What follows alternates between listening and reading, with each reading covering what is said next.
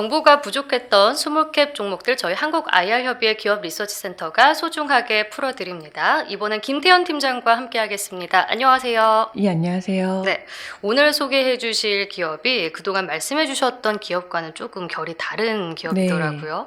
최근에는 좀 눈에 잘 보이지 않는 소프트웨어 업체들을 설명을 해 주셨는데 오늘은 자동차 관련 회사를 가지고 오셨습니다. 네. 유니테크노인데요. 어떤 네네. 기업인지 소개해 주시죠. 유니테크노는 자동차 부품 음. 업체입니다. 현재 그 자동차 배터리 셀 케이스, 모터 부품과 엔진 부품을 플라스틱 사출품으로 생산하고 있는 네. 업체인데요. 1993년도에 플라스틱 사출 성형으로 사업을 시작했던 동사는 2000년대에는 자동차 모터, 조립 부품, 전문 업체로 성장을 했었고요.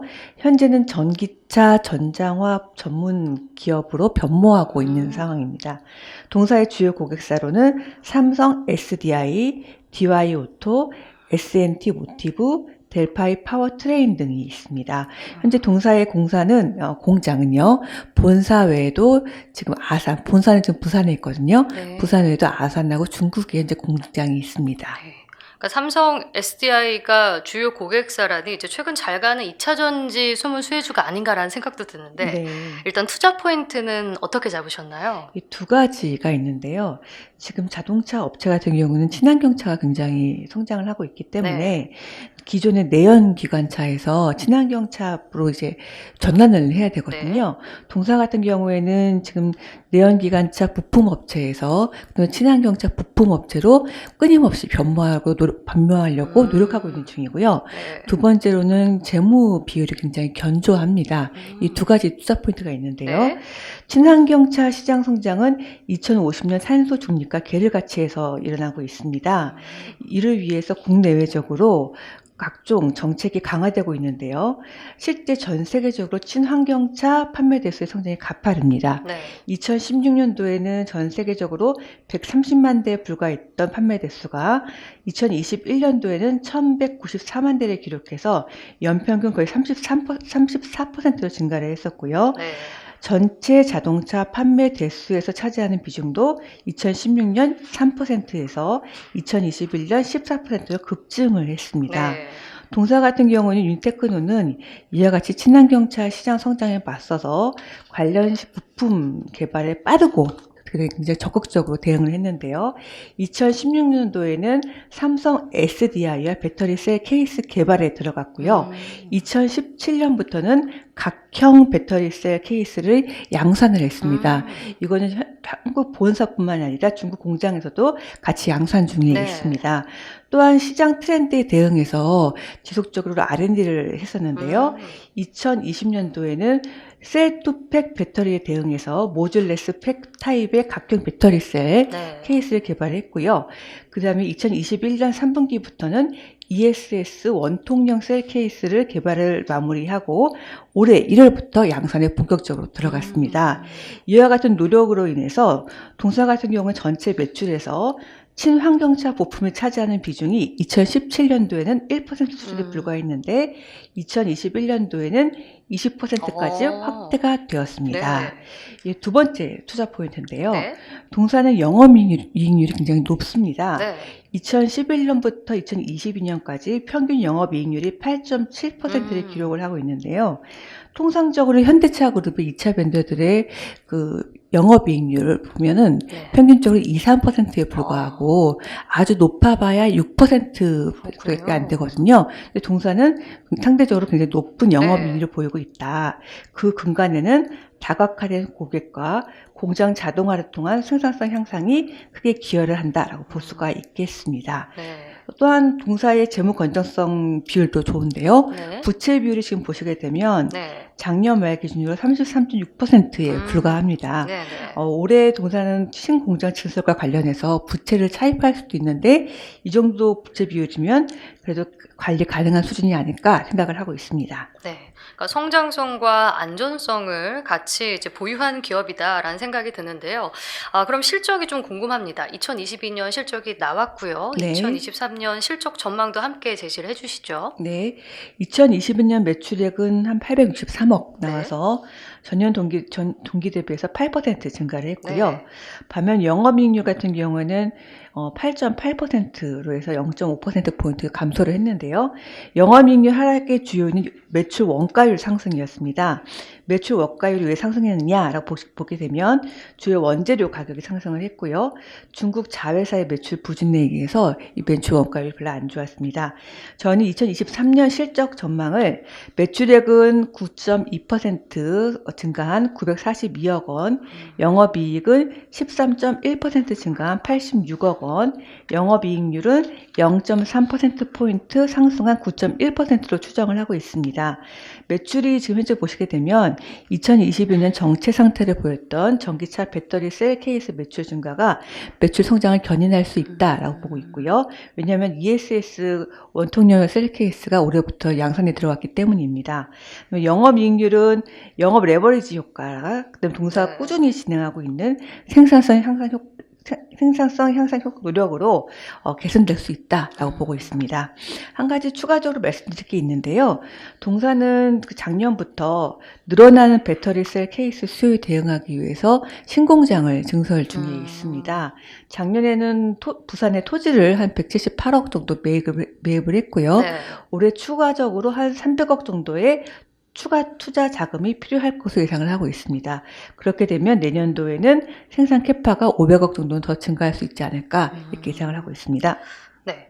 그러면 지금 유니테크노의 밸류에이션은 좀 어떤가요? 예, 지금 현재 지난주 종가 기준으로 봤을 때 네. 유니테크노의 PER 기준은 15.5배 수준입니다. 네. 이는 2017년 이후 2016년도에 동사 상장을 했는데요. 네. 2017년 이후 동사의 평균 PER 22.8배 대비 낮은 수준이지만 저점이 9.4배보다는 좀 높은 수준이라 볼 수가 있겠고요. 네. 동사의 경쟁사로는 디팜스테크, 신성 오토모티브, 에이테크 오토모티브와 인집 컨트롤스가 있는데요. 네. 나머지 회사는 다 비상장사라서 밸류에이션 비교가 힘들고 네. 인지 컨트롤스가 비교를 할 수 있는데 인지 컨트롤스하고 지금 비교를 해보면 2022년 실적 기준으로 보았을 때 PER이 유니테크노가 13.4배고 인지 컨트롤스가 6.8배에서 거의 2배 차이가 납니다. 근데 그 이유는 유니테크노의 영업이익률이 8.8%고요. 인지 컨트롤스는 2.5%에 비해서 좀 3배 정도, 두세 배 정도 높다는 점에서 일부 설명이 가능하다라고 네. 보고 있습니다. 그러니까 시장에서 경쟁사 대비해서 영업이익률이 높다는 점을 인지를 하고 있는 거네요. 네. 자, 그럼 마지막으로 리스크 요인은 어떻게 짚어볼 수 있을까요? 이 리스크 요인은 지금 동사가 아까 전에 말씀드린 것 같이 캐펙스 투자를 지금 하고 있는데요. 네. 이에 따라서 자금 조달 가능성이 동사의 리스크 요인이다라고 보고 있습니다. 올해 아까 말씀드렸다시피 투자 자금으로 300억 정도의 금액이 필요한데요. 2022년 말 현금성 자산이 128억 수준이고요. 2023년 저희가 예상하는 에비타가 134억 원 정도 예상을 하고 있습니다. 그러면 동사는 외부로부터 자금 유입이 필요한 상황인데요. 이를 만약에 자본을 증가하는 방향으로 진행을 한다라고 하면 이제 주식 희석화 발생이 생길 수가 있는데 여전히 아직 동사는 자금 조달 방법은 확정되어 있지 않고요. 낮은 부채 비율이기 때문에 차입금 등으로 조달할 가능성이 큽니다. 또한 이 동사가 자금을 조달하는 게 사용처가 생산 능력을 늘리는 방향으로 투자임을 감안을 하면 장기적으로 회사 가치에는 긍정적이다라고 보고 있습니다. 네, 유니테크노에 대한 분석 잘 들었습니다. 김태현 팀장님과 함께했습니다. 고맙습니다. 감사합니다. 소중한 리포트 같이 보기 함께하고 계십니다. 이번에는 박선영 애널리스트 만나보겠습니다. 안녕하세요. 안녕하세요. 네. 자, 앞서서 저희가 라이징스타 휴네시온을 만나고 왔는데 이번에도 2022년 라이징스타 JVM에 대해서 알아보겠습니다. 전 개인적으로 넓은 범위에선 이게 로봇 관련주가 아닌가라는 생각도 드는데 네네. 일단 기업 소개부터 해주실까요? 네, 말씀하신 대로 사실 최근에 로봇 관련주로 약간 분류가 되긴 했습니다. 네. JVM은 사실 2022년 코스닥 라이징 스타에 선정된 기업인데요. 실제 10년 이상 올해가 첫 선정이 아니라 10년 이상 코스닥 라이징 스타에 선정된 기업입니다. 네.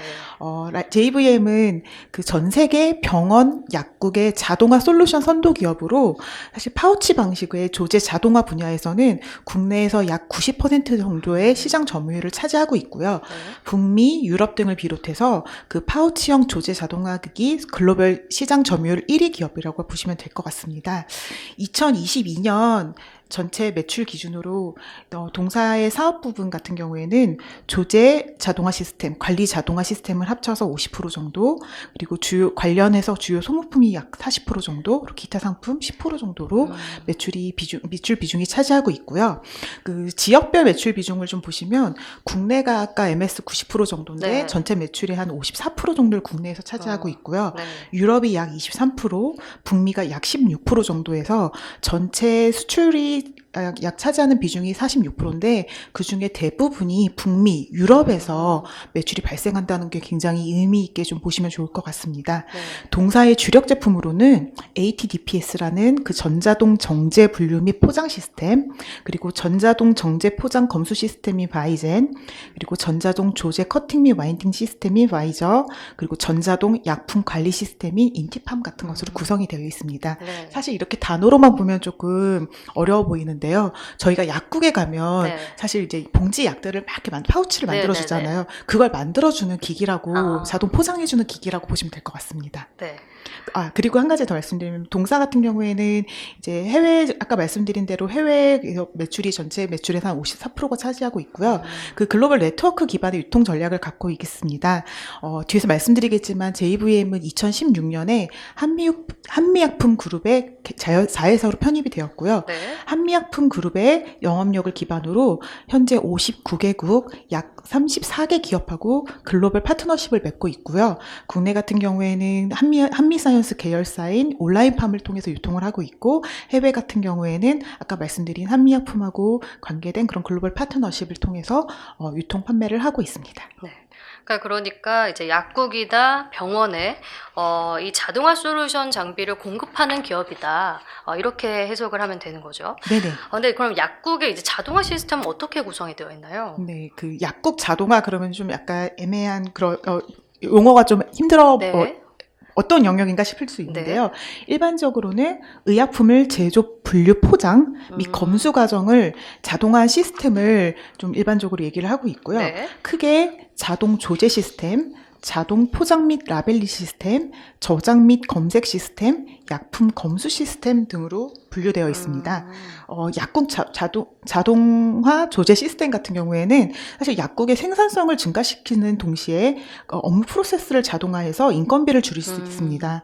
또한 그 약국에서는 그 재고를 효율적으로 관리할 수 있다라는 그런 장점이 있어서 과거부터 많이 도입을 하려고 하고 있었는데요.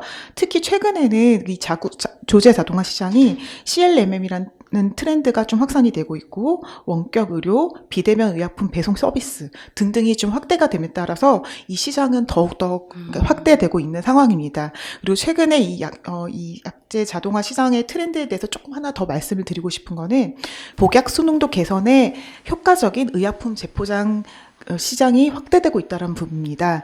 사실 국가별로 의약품 처방과 조제 방식, 그리고 의약품 포장 단위 등의 차이가 존재하고 있고요.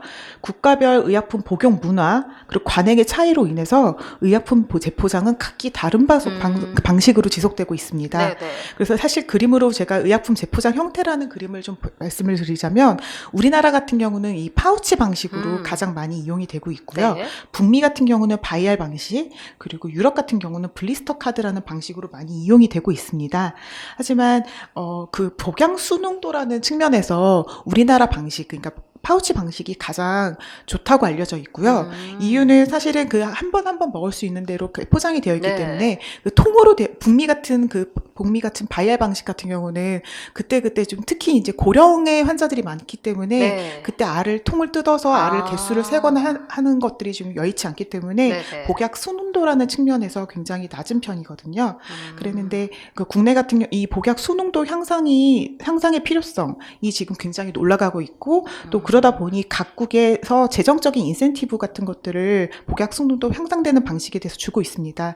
그러다 보니 파우치나 블리스터 카드와 같은 포장 방식의 포장 형태에 대한 수요가 굉장히 늘어나고 있다라는 게 최근 이 약재 자동화 시장의 특징 중에 또 하나라고 보시면 될 것 같습니다.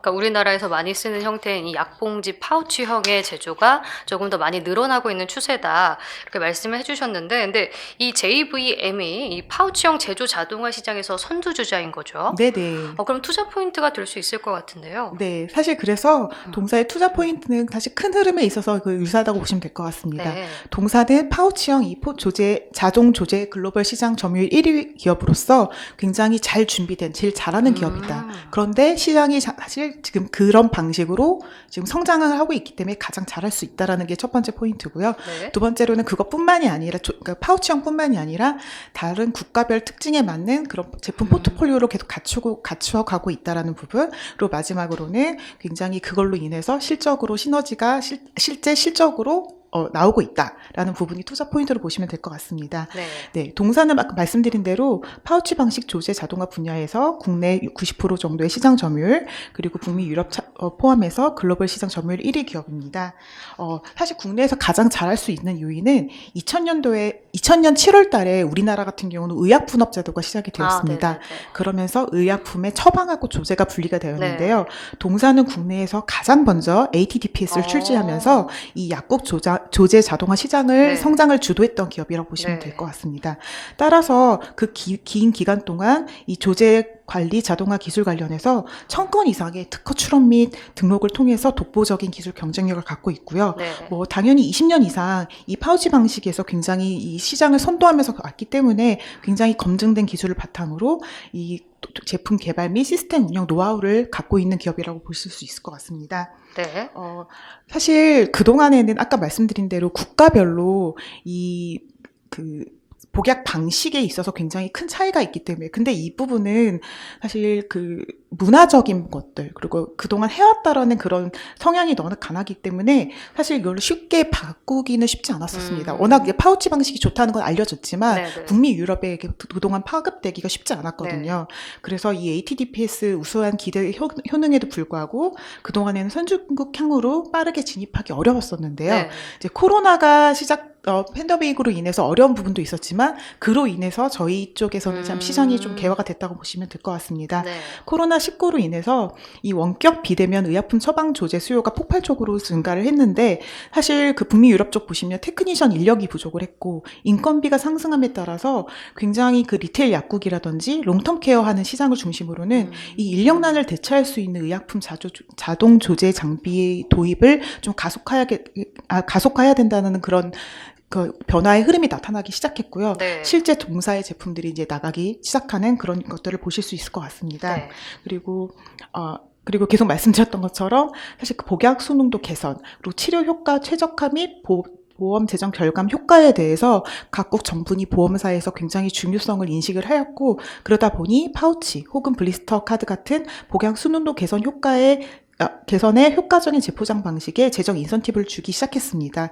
JVM은 말씀드린 대로 가장 잘 준비된 기업으로서 이 ATDPS 시장 글로벌 점유율을 더욱 견고하게 올라갈 수 있다는 게 첫 번째 투자 포인트입니다. 네.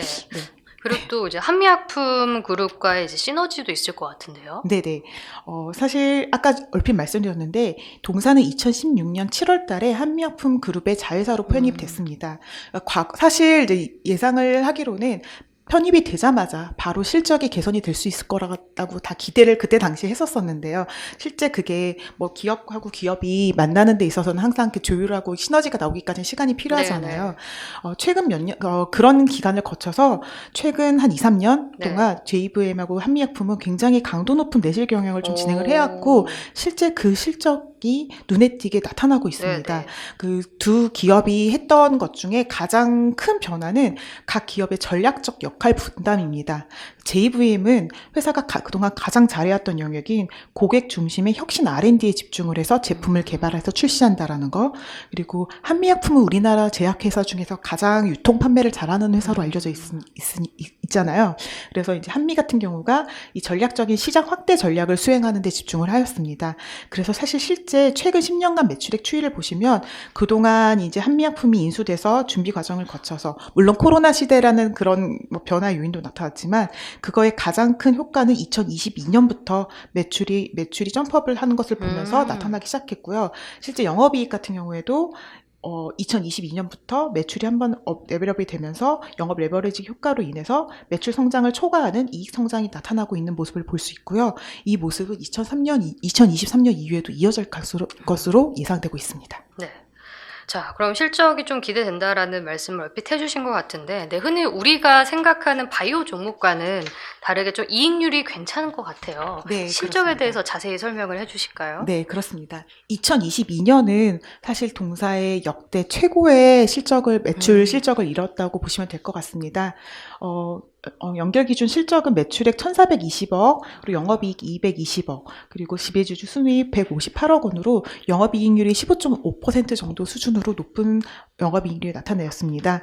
굉장히 잘 됐던 이유 중에 하나는 2021년 말부터 제품 그 가격 인상 효과가 하나 있었고요. 네. 판가 인상 효과가 있었고, 제가 여기에 표기는 하지 않았지만 사실 전체 매출에서 한 54% 정도가 수출이다 보니까 환율 영향도 있었었고요. 네, 네. 그 다음에 국내 같은 경우에는 기존 제품 교체 수요, 신규 오픈하는 약국들 수요가 있으면서 굉장히 계속해서 제품이 판매가 늘어났고, 해외 같은 경우는 코비드 영향으로 인해서 대형 조제 공장형 약국 등에서 동사의 제품이 많이 확대됨에 따라서 굉장히 매출이 성장을 하였습니다. 손익 측면에서도 아까 얼핏 말씀드렸지만 매출 성장함에 따라서 매출 총이익률도 개선이 되었고, 판관비는 한미약품에서 많이 유통을 하다 보니까 네네. 굉장히 그 영업 레버리지 효과를 같이 일으키면서 판관 비율도 낮아지고 네네. 그러면서 전체적인 영업이익률이 개선되는 효과를 보였고요.